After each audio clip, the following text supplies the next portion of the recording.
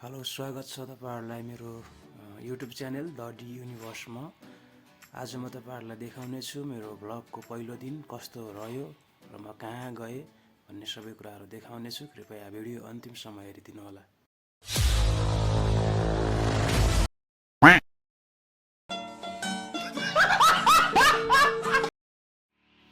अनि आज चाहिँ म काम गर्दै उता बौद्ध जोरपाटी पुगेको थिएँ। अनि त्यहाँ अझै भित्र जाँदाखेरि माथि गोकर्णेश्वर पुगेँ। अनि गोकर्णेश्वर माथि पुग्दाखेरि एकदम राम्रो भ्यूहरू रहेछ। त्यहाँबाट यता बौद्ध जोरपाटी साइड पनि देखिँदो रहेछ। अनि त्यहाँनिर बसेर एकछिन मैले भ्यूको आनन्द लिएँ।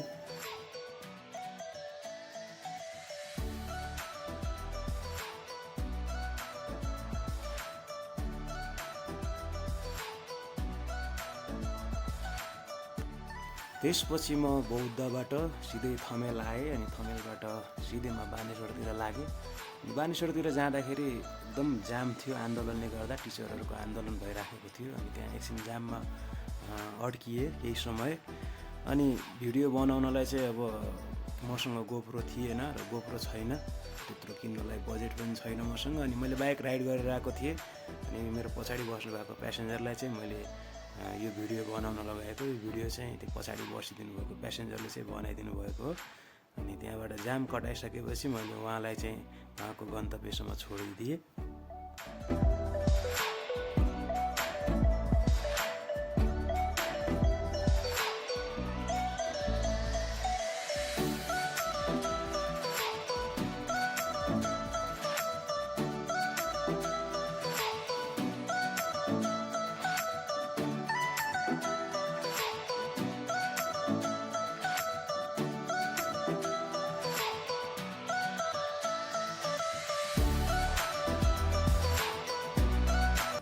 अनि त्यसपछि चाहिँ म उहाँ प्यासेन्जरलाई छोडेर सानेपातिर गएँ अर्को प्यासेन्जर लिएर। अनि त्यसपछि सानेपातिर बाइक राखेर बल्खुतिर गएँ।